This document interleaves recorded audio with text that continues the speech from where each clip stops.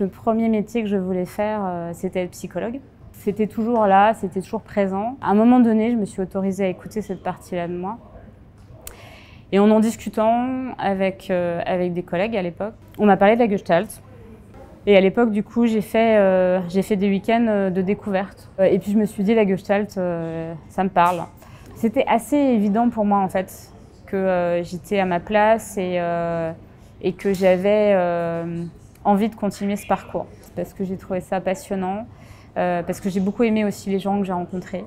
Le groupe avec lequel je me forme est un groupe qui est très fort. On travaille tous ensemble, on se soutient les uns les autres et c'est un parcours qu'on fait ensemble. Alors l'école, c'est je dirais, apprendre autrement, apprendre les choses en les vivant, en les expérimentant. Et du coup, ça change complètement l'apprentissage. C'est beaucoup plus intégré, du coup, beaucoup plus durable et beaucoup plus fort aussi.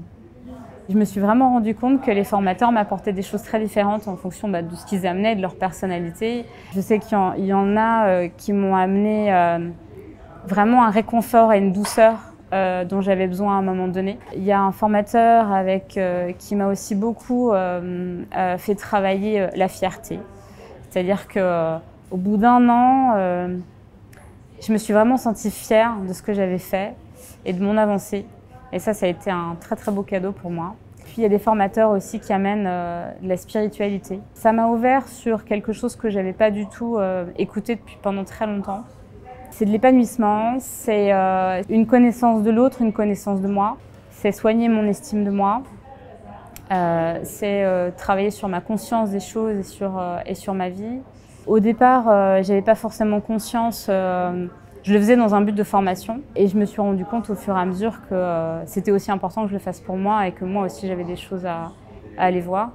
Et j'ai réalisé à quel point, quand je suis arrivée, j'étais pas du tout en phase avec mes vrais besoins. Donc c'est plus qu'une profession pour moi, c'est aussi une philosophie de vie, quelque chose que j'essaye d'appliquer au quotidien avec mes enfants, avec mon mari.